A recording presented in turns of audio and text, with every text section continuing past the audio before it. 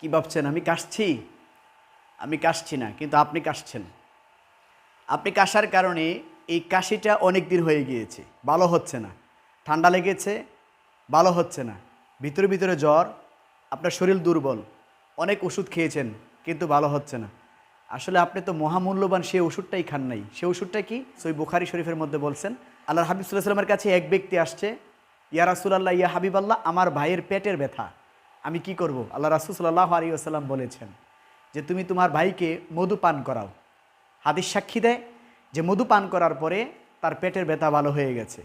যারা ইমাম সাহেব আছেন, আপনার গলার সমস্যা, আপনার কণ্ঠের সমস্যা, শ্বাস নিতে সমস্যা হচ্ছে, ওয়াজ করতে সমস্যা হচ্ছে, আপনার জন্য আমি নিয়ে আসছি অরিজিনাল খাঁটি মধু, যেটা গ্রামের বাসা থেকে সরাসরি ভাঙ্গা মধু, একেবারে অরিজিনাল।